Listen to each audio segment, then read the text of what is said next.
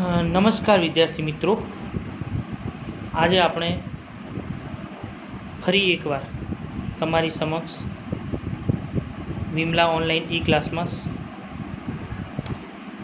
નવા video lecture સાથે ફરી મુલાકાત થઈ છે. તો અત્યાર સુધી આપણે BSM3 સ્પેશિયલ ઇંગ્લિશના વિદ્યાર્થીઓ માટે CC 304 જેમાં યુનિટ 1માં એક ક્વેશ્ચન જોયું છે. આપણે યુનિટ 2માં આખું જે ડ્રામા પ્લે છે, જે નાટક છે આપણું every man in his humour બેન જોન્સન, એના વિશે આપણે વાત કરી અને એ આખો યુનિટ આપણે પૂર્ણ કર્યો છે. આજે આપણે યુનિટ 3માં જે વાત છે એવા એક સરસ મજાના નાટક જેના લેખક છે જ્યોર્જ બર્નાર્ડ શો. તો જ્યોર્જ બર્નાર્ડ શોની લિખિત જે છે નાટક આર્મ્સ એન્ડ ધ મેન, એના વિશે આપણે થોડી વાત કરીશું. તો આર્મ્સ એન્ડ ધ મેન આ નાટકની થોડીક હાઇલાઇટ આપતા તમને કહી દઉં કે આ નાટકમાં એક પ્રણય કથા, એક રોમેન્ટિક પ્રકારની એક વાર્તા પણ છે, અને બીજું કહી શકાય તો બીજું એક એવી જે કહેવાય કે જેની અંદર વાત છે એક પ્રેમની અને રોમેન્ટિકની, સાથે સાથે યુદ્ધ એ જોવા જઈએ તો એ ટ્રેજેડીનો પ્રસંગ કહી શકાય, અથવા તો યુદ્ધ એ જાનમાલની ખુમારી અથવા જે કહેવાય કરુણાંતિકામાં આવી શકે એવી વાત છે. પણ લેખકે અહીંયા યુદ્ધના રોમાંચ અને પ્રેમના રોમાંચને સરખાવવાનો પ્રયત્ન કર્યો છે આ નાટક દ્વારા. અને આ નાટકના જે પાત્રો છે એ પણ માત્ર અને માત્ર યુદ્ધને એક એક્સાઇટમેન્ટ અને યુદ્ધને એક કહેવાય એક ચેલેન્જેબલ વસ્તુ ગણે છે, અને એવી જ રીતે એ યુદ્ધ અને પ્રેમને શું સામ્યતા છે, શું તફાવત છે, એના વિશેની વાત છે.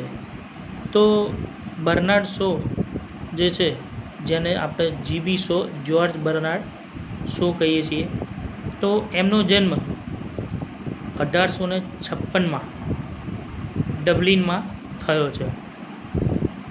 એમના પિતાનું કુટુંબ એ 17મી સદીથી આયર્લેન્ડ, જે એક નાનકડો દેશ છે આયર્લેન્ડ, ત્યાં થોડી જમીન હતી ત્યાં આગળ, અને ત્યાં રહેતા હતા. એ પહેલાં તેઓ હેમ્પશાયરમાં રહેતા હતા, અને તેમનું મૂળ વતન જો કહેવાય નેટિવ, તો એ છે સ્કોટલેન્ડ. એમના પિતા એક કાનૂની અદાલતમાં નોકરી બાદ અનાજના વેપારી બન્યા હતા. એમની માતા એટલે કે એમના મધર છે એ એક આયરિશ જે કહેવાય એવા આયરિશ સદગૃહસ્થ અથવા આયરિશ જેન્ટલમેન જે કહેવાય, એમના ડોટર, એમના પુત્રી હતા. અને એ જે છે તેઓ કાનૂની અદાલતમાં નોકરી કર્યા બાદ પછીના સમયમાં એ અનાજના એક વેપારી બન્યા, જે કહેવાય કે ગ્રોસરીના મર્ચન્ટ છે તેઓ એ બન્યા. એ પછી એમણે એમના પતિ કરતાં 20 વર્ષ મોટા હતા, એટલે કે બર્નાર્ડ શો કરતાં તેઓના પત્ની લગભગ 20 વર્ષ મોટા હતા. તેણીની એક સારા ઓપેરા ગાયક તરીકે જાણીતા થયા હતા. બર્નાર્ડ શોનું શિક્ષણ એ સામાન્ય કક્ષાનું હતું, અને તેઓ આયરિશ નેશનલ ગેલેરીમાં ચિત્રો એમને જોવા ગમતા. ધાર્મિક રીતે આ કુટુંબ એક પ્રોટેસ્ટન્ટ પંથ માનનારું એક કુટુંબ હતું અને શો એ ક્રિશ્ચનોને શ્રદ્ધાથી નકારતો હતો. બર્નાર્ડ શો જે છે એ એક પ્રોટેસ્ટન્ટ ફેમિલીથી બિલોંગ કરતા હતા, એટલે કે એ પોતે ક્રિશ્ચન હોવા છતાંય એ ક્રિશ્ચનોને વધારે પડતા પસંદ કરતા નહોતા. એના ઘણા બધા કારણ હોઈ શકે છે, પણ એક રીતે માનીએ આપણે તો ક્રિશ્ચનોમાં બે પંથ છે, એક પ્રોટેસ્ટન્ટ અને એક છે કેથોલિક. પ્રોટેસ્ટન્ટ પંથ એક એવો પંથ છે કે જ્યાં આગળ જે કહેવાય કે વ્યક્તિ પોતાના શિક્ષણના આધારિત પોતાની વિચારસરણી અનુસાર એ ધર્મ પુસ્તકમાં જે કંઈ લખ્યું છે એને સમજીને એનો અમલ કરે છે. જ્યારે કેથોલિક લોકો જે છે એ માત્ર ધર્મગુરુની વાતોને માનનારા એકદમ રૂઢિચુસ્ત પ્રકારના કહી શકાય એવા લોકો હોય છે. બર્નાર્ડ શો વિશે વાત કરીએ તો 15 વર્ષની ઉંમરે એમની માતા લંડન ગયા હતા અને એના કારણે શો તેના પિતા પાસે રહ્યા નહીં અને ડબલિનની એસ્ટેટ ઓફિસમાં એવો કારકુન તરીકે કામ કરતા હતા, જ્યાં એમની પાસે કાર્યદક્ષતાને કારણે એમનું સારી કામગીરીના કારણે એઓને કામગીરીમાં નોકરીમાં એક જાતનું પ્રમોશન અથવા તો બઢતી પણ મળી હતી.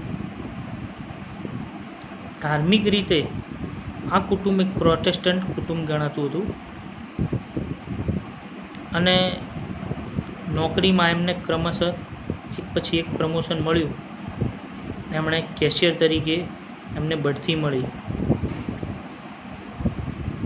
જ્યાં તેની કાર્યદક્ષતાને કારણે તેઓ 4 વર્ષ નોકરી કરી. પછી તેમને એવું લાગ્યું કે હવે એઓ લેખક બનવા માટે એમણે નિર્ધાર કર્યો. એમને એમ થયું કે આ બધા કરતાં લેખન કાર્યમાં એમની રુચિ વધારે છે અને એટલા માટે એમને લેખન કાર્ય કરવું જોઈએ અને એમણે 1876માં ત્યાંથી રાજીનામું આપી દીધું અને એમની માતા પાસે તેઓ લંડન ગયા. ત્યાં એમણે જર્નાલિઝમનો અભ્યાસ કર્યો. લગભગ 10 વર્ષમાં 29 વર્ષ એવું કહેવાય છે કે માત્ર 6 પાઉન્ડ જેટલું એઓ કમાયા અને 1879થી 1882ની વચ્ચે તેઓએ 4 જેટલી નવલકથાઓ લખી અને એમાં માત્ર 6 પાઉન્ડ જ તેઓ કમાયા. 10 વર્ષમાં 29 વર્ષ એવું કહેવાય છે કે જ્યાર સુધી તેમણે 6 નવલકથાઓ લખી એમાં 29 વર્ષ એવું કહેવાય છે કે માત્ર 6 પાઉન્ડ કમાયા. 6 પાઉન્ડ એટલે કશું જ ના કહેવાય. 1879થી 1882ની વચ્ચે તેણે 4 જેટલી નવલકથાઓ લખી. એમાં પહેલી નવલકથા છે એ ઇમેચ્યોરિટી, જે લગ્નના પ્રશ્ન વિશે અથવા લગ્નની જે ઉંમર છે, જે મેચ્યોરિટી અને ઇમેચ્યોરિટી, એવા ઇમેચ્યોરિટી ટોપિક જે લગ્નના પ્રશ્ન વિશે એમણે લખી. બીજી નવલકથા જે છે એ લગભગ એમણે કહેવાય કે એના થોડાક સમય પછી લખી. યે ઇરેશનલ નોટ, જે 1905માં પ્રકાશિત થઈ. તો એના થોડાક વર્ષ પછી આ બીજી નવલકથા ધ ઇરેક્શનલ નોટ 1905માં પ્રકાશિત થઈ. એના પછી થોડો સમય પછી તરત જ એમણે એક ત્રીજી નવલકથા લખી જે લવ એમોંગ ધ આર્ટિસ્ટ 1887માં પ્રકાશિત થઈ હતી. અને છેલ્લી અને ચોથી નવલકથા કેસ્ડ બાયરન પ્રોફેશન જે 1885માં પ્રકાશિત થઈ હતી.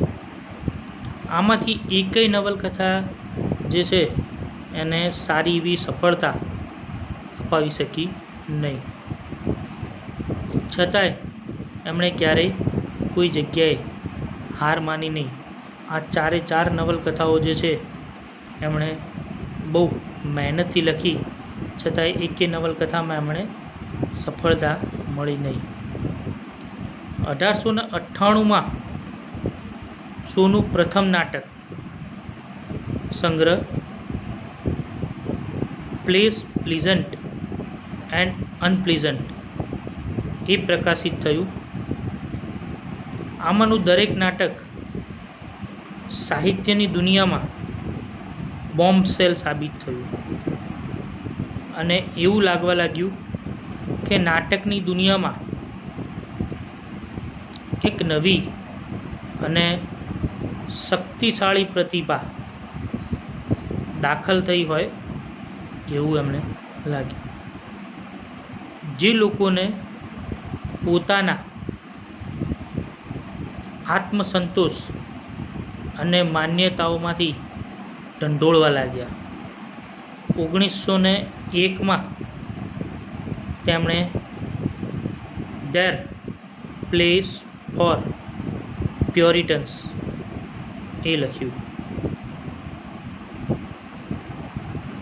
1903માં એમણે મેન એન્ડ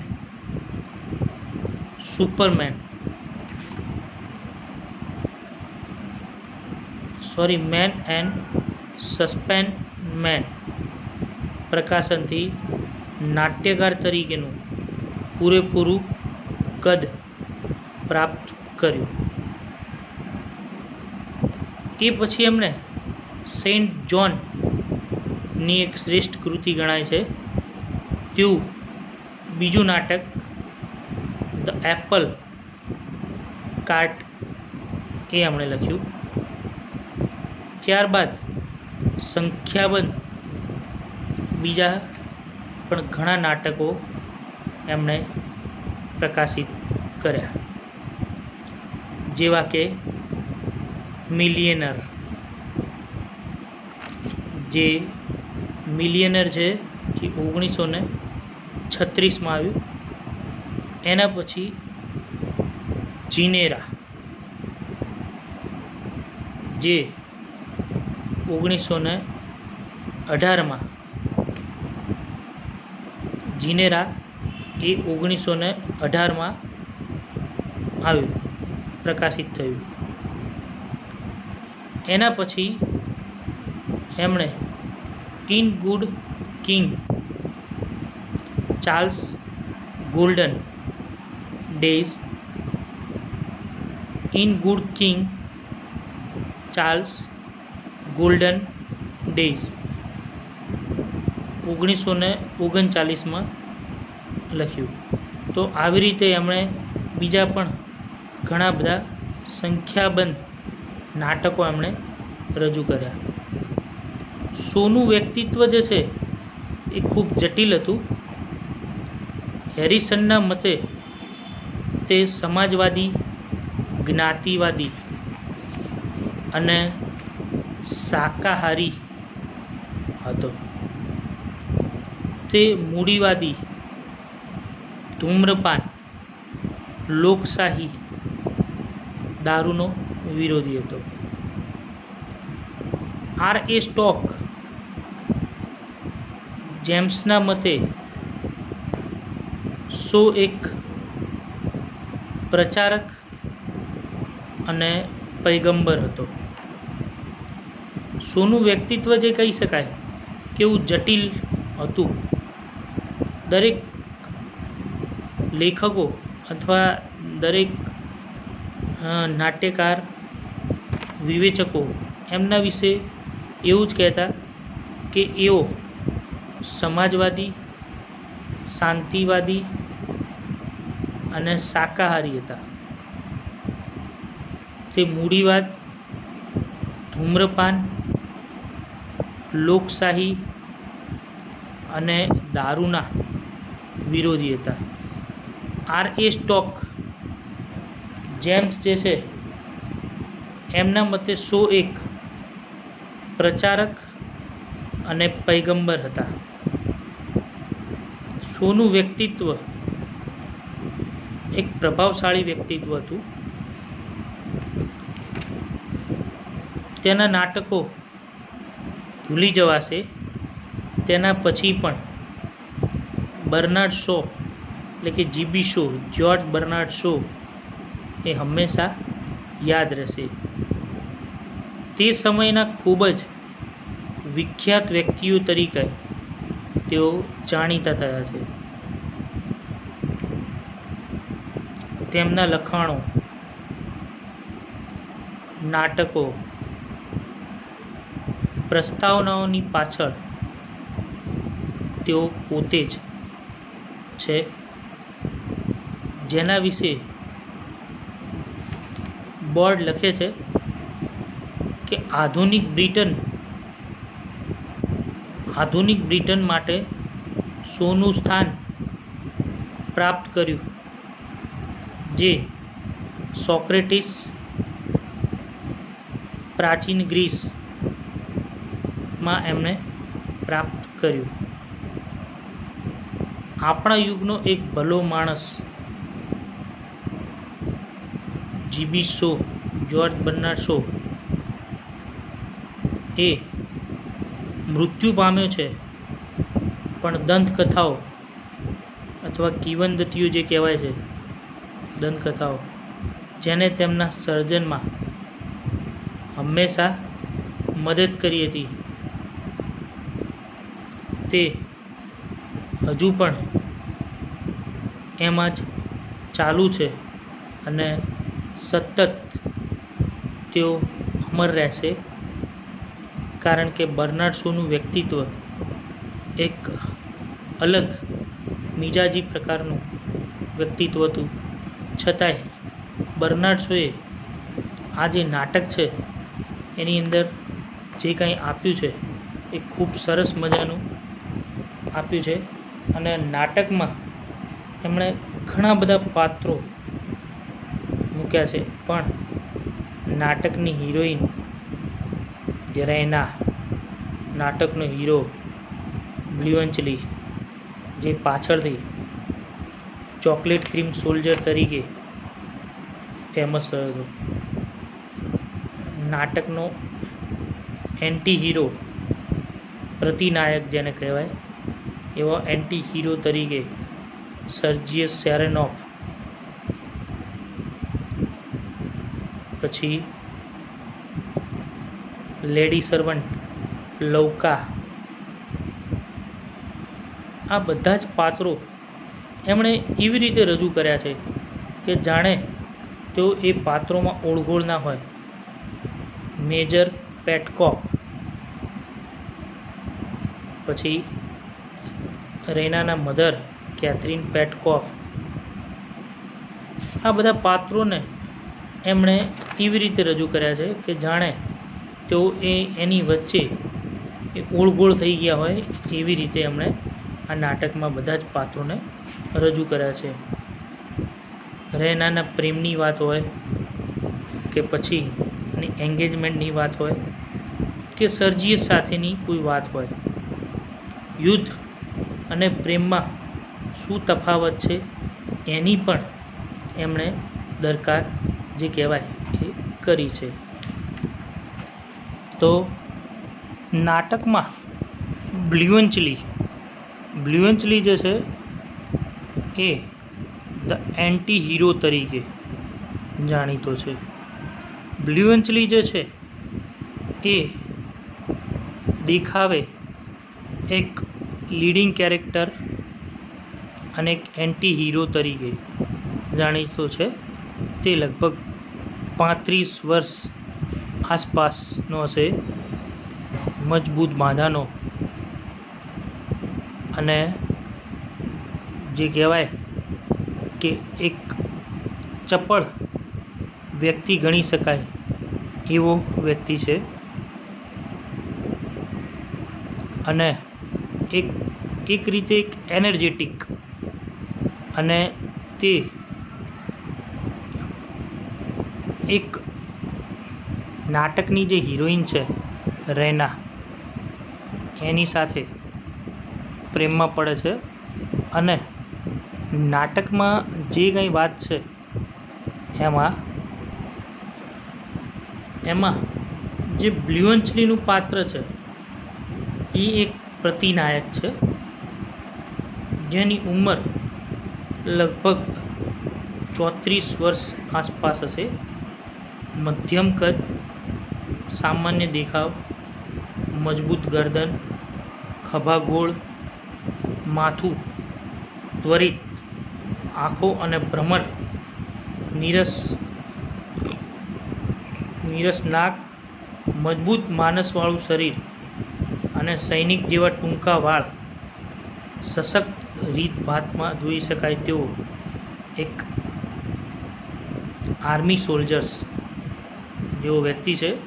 પણ સ્વભાવે ખૂબ જ મજાકિયા પ્રકારનો, એટલે કે વિનોદ વૃત્તિવાળો વ્યક્તિ છે. જ્યારે એ રૈનાના શયનખંડમાં, એટલે કે રૈનાના બેડરૂમમાં પ્રવેશે છે, ત્યારે એની હાલત ખૂબ નબળી હોય છે, કારણ કે એ ગંદો અને થાકેલો દેખાય છે. થાકેલો હોવા છતાં પણ તેનામાં બુદ્ધિ ચાતુર્ય છે. તેનો ચહેરો એ જાણે વિનોદ વૃત્તિ વ્યક્ત કરે છે. છતાંય તેને શક્તિશાળી દ્રઢ નિર્ણય પરથી સ્પષ્ટ થાય છે કે એક સામાન્ય માણસ નથી. આ એક ધંધાદારી સૈનિક અથવા એની વાસ્તવવાદની વાત કરે છે. એ માત્ર પૈસા માટે લડે છે, દેશદાજ માટે નહીં. તે એક સ્વિસ સોલ્જર છે અને તે સર્બમાં નોકરી કરે છે.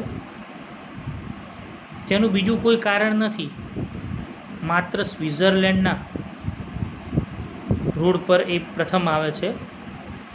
ધંધાદારી સૈનિક તરીકે દરેક વસ્તુ એ ધંધાકારી દ્રષ્ટિકોણથી જુએ છે. સંપૂર્ણ રીતે વાસ્તવવાદી છે. તે પ્રેમ અને યુદ્ધ વિશે રોમેન્ટિક વિચારો નથી રાખતો. તે સર્જિયન સ્લીવનિઝામાં અશ્વસવારી ને ગાંડપણ માને છે. દુશ્મનોના મશીન ગન આગળ એ અશ્વદળને લઈ જવું તે સર્જિયસ માટે અસૈનિક અને બિન વ્યવસાયીપણું હતું. બધા જ લોકોની કતલ થઈ ગઈ હોત. દુશ્મનોની બંદૂકોનો પાવડર ન હતો. જ્યારે રૈના તેણીના પ્રેમી વિશે અઘટિત બોલતા એ નારાજ થાય છે, ત્યારે હતાશાના ભાવ સાથે એ બૂમ પાડે છે, અને પ્રિય સ્ત્રી, નકામું છે. હું તમને તે ધંધાદારી દ્રષ્ટિકોણથી બતાવી શકતો નથી. યુદ્ધ વિશેના એના એક અભિપ્રાયો એ બહુ અલગ છે. એ શૂરવીર તો છે, બહાદુર તો છે, પણ એ કહે છે કે પોતાની જાતને બચાવવાની વૃત્તિથી તે યુદ્ધભૂમિમાંથી ભાગી જઈને રૈનાના શયનખંડમાં આવે છે, ત્યાં તે ધમકી, બળજબરી કે વિજય કોઈપણ સાધન પોતાની જાતને બચાવવા માટે ઉપયોગમાં લેવા તૈયાર છે.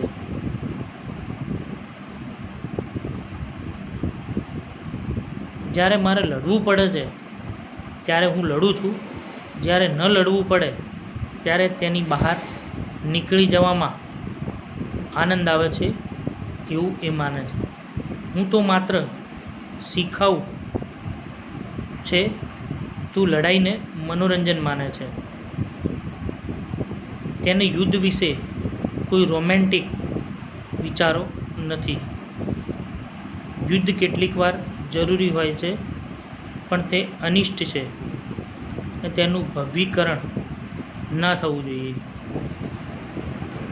એક પ્રતિનાયક તરીકે બ્લ્યુન્ચલી એક સામાન્ય લોહી માંસવાળો માણસ છે, જેના વિશે કોઈ અસામાન્ય કે ભવ્ય નથી.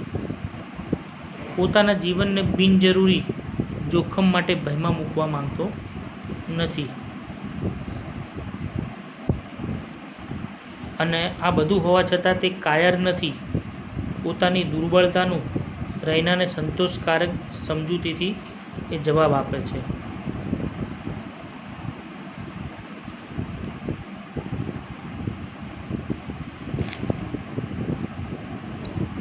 સર્જિયસ સેરેનોફ જે છે એ સર્જિયસ સેરેનોફની વાત કરીએ આપણે તો મેજર સર્જિયસ સેરેનોફ એક બાયરનિક નાયક છે અને તે દેખાવડો પુરુષ છે. સારી રીતે મજબૂત, ઉચ્ચ જુસ્સાવાળો, સ્થિતિસ્થાપક, કલ્પનાવાળો અને બેકાબૂ પર્વતારોહકનો મુખ્ય માણસ છે. તે યુદ્ધ અંગેના રોમેન્ટિક દ્રષ્ટિકોણ છે. અને રૈનાની વાત કરીએ આપણે તો રૈના એ આ નાટકની હિરોઈન છે.